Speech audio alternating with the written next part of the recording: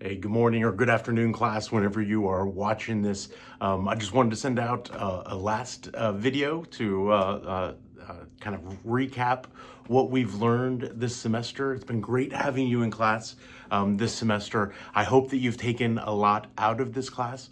Of course, learning about our government, learning about how our government is supposed to work is essential.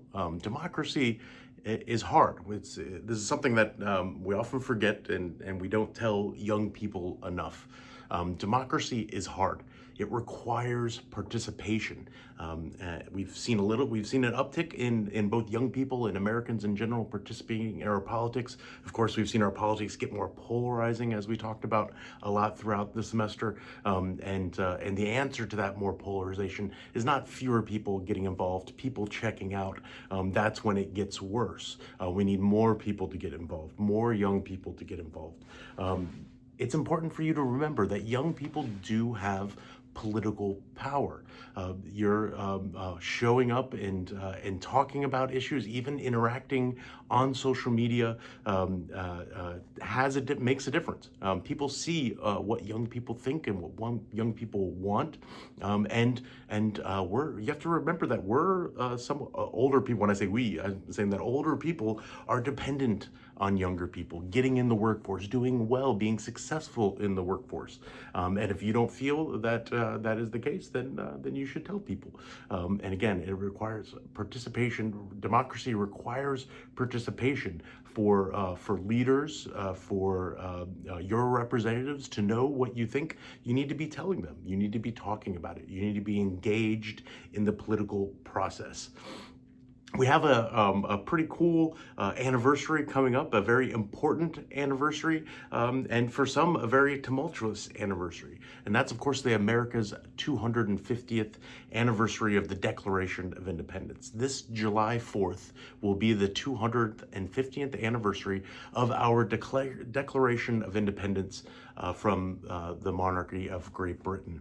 And that's a pretty cool milestone.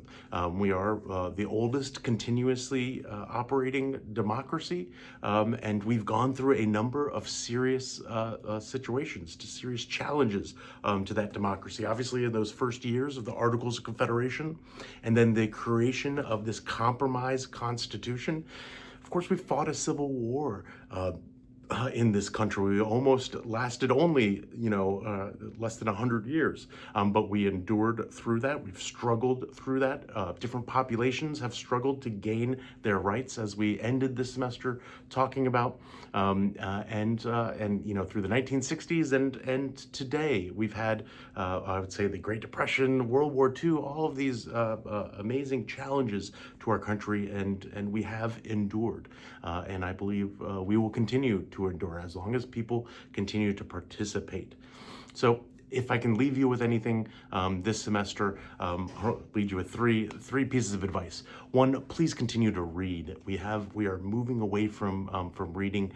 We use our textbook. I use those inquisitive quizzes so I can try to encourage folks to read. As a society, we're moving away from reading. That's really how our brains were hardwired to learn, is by absorbing information and then discussing it with each other. So please don't go away from reading. Please continue to read just for fun, fiction, comic books, anything our brains need that reading. Please continue to think critically. We know, if you go to our media section, we know that there's all kinds of disinformation and misinformation out there, and the answer to that is critical thinking. When you see something, question whether or not that makes sense. Don't just accept things as reality.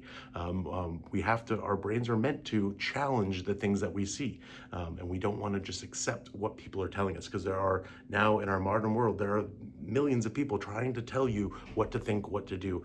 We have to continue to think critically, question what we see, and use our own brains. Don't just let a group of people or a computer tell you what the truth is or tell you what to believe.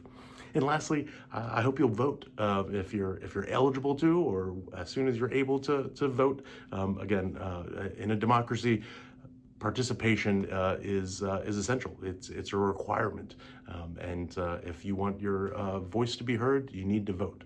Your vote does count, and we have secure elections in the United States. We just need people to continue to get out to vote. Hope you have a great rest of your education semester. I hope to see you in future classes here at Wake Tech. If there's ever anything I can do for you in the future, letters of recommendation, advice, if you have questions about politics you'd just like to send me, you have my email. Please reach out to me anytime. So again, it was great having you in class this semester, and hope you have a great rest of your education. Thanks much. Bye.